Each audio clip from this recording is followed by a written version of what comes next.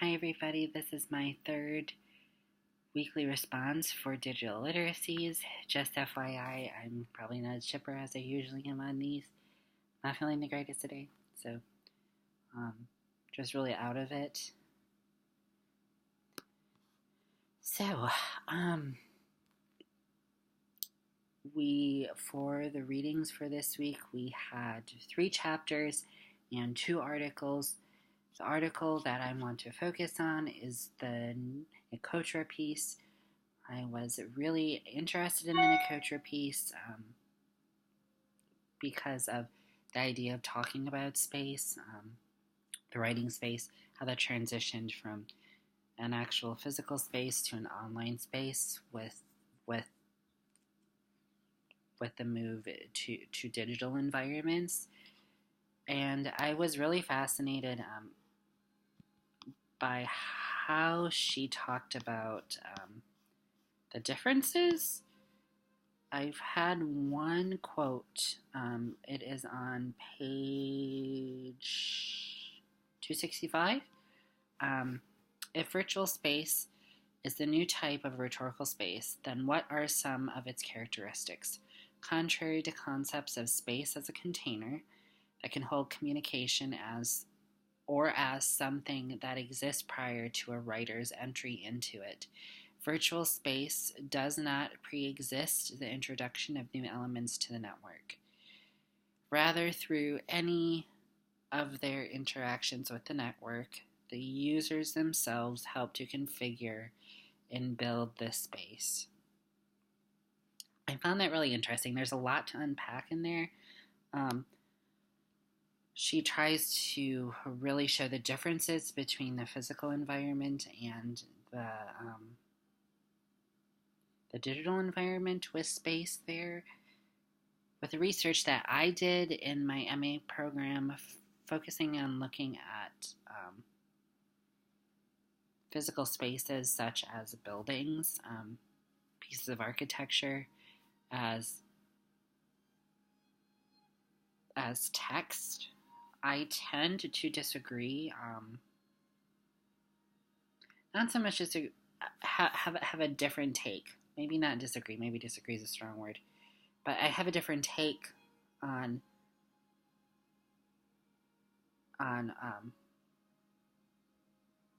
how space is conceptualized. In the traditional sense, yes, physical space is seen as a container. But when I was working on looking at mental health institutional architecture from the 20th century, looking at how we can look at pieces of architecture as text to tell the stories of patients that have been left out of the stories of the institutions, have been pretty much whitewashed or neurotypical washed. I just made that up. Actually, but yeah, took the patient's view out and just focused on the staff and really trying to get to what actually happened in those buildings. And I believe, with my background from undergrad, looking at anthropology and history, I had a focus in architectural historic preservation. I brought that into my MA program, looking at how buildings can really be text. Not only are they containers for the things that go on and social happenings, but they are so very much ingrained in what is going around in them. They don't just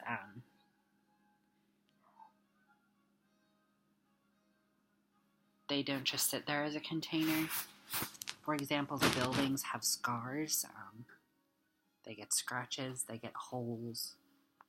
They show age. They show newness, oldness. There's a way that they interact with the social environment that I would argue, in some ways that I think of physical space, the way that Nikotra is thinking of digital space. So, because her whole focus is saying how the digital environment, especially the digital writing space, the the the social environment isn't just going on, it's a whole part of how it's built, and it's a whole part of the of that whole taxonomy, of that space. And the Amazon ads are going. I just wanted to have instrumental music going on in the background.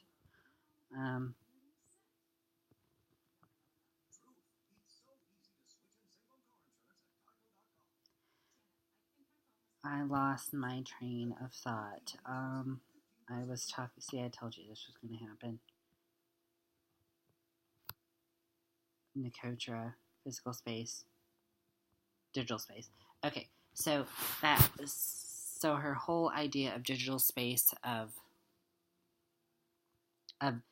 being how the social networks and the social is intertwined with it, which I think is really fascinating, especially within writing spaces. You find that where the digital space is much more interactive, and the social pieces are a part of the invention and are a part of those building blocks.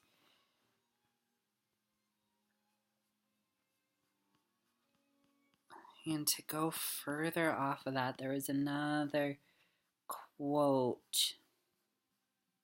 Oh, there's a few other quotes, but one that she wraps. Yeah, and it's on page. 273. In other words, in folksonomy, invention is directly linked to the social in a way that simply does not happen in the conception of invention in traditional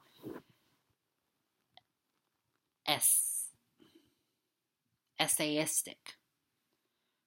Wow. Essayistic literacy. That's a tongue twister for my speech. That which consists of allowing one's image of the audience to guide or direct the kind of claims, resources, or examples that one uses. I find her arguments really interesting. But again, the way that I'm thinking of it, the way that she's thinking of the physical writing spaces, like,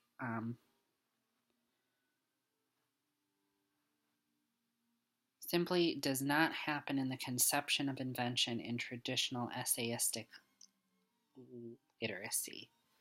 So, traditional essayistic literacy is meaning like the physical, like writing it out. Could there be ways that it could mimic the way that digital work is going on, like the way she talks about physical space and digital space? The whole idea of like writing space. I think what she really tries to compare is a very traditional definition of physical space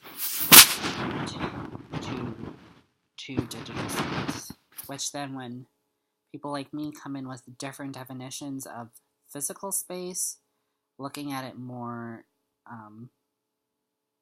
theoretically as text, it tends to work against that. So it would be interesting to see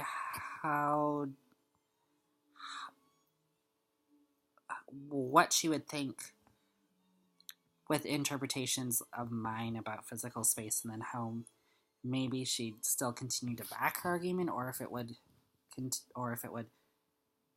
maybe go off in a different way.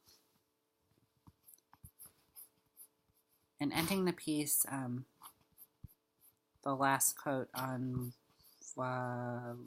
second to last page of the piece, on 274, is that our habituated ways of thinking about and teaching writing are analogous to a dress that no longer fits. It chafes and squeezes in the wrong places. That's true.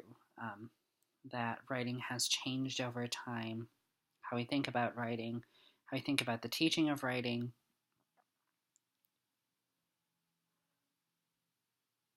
And there are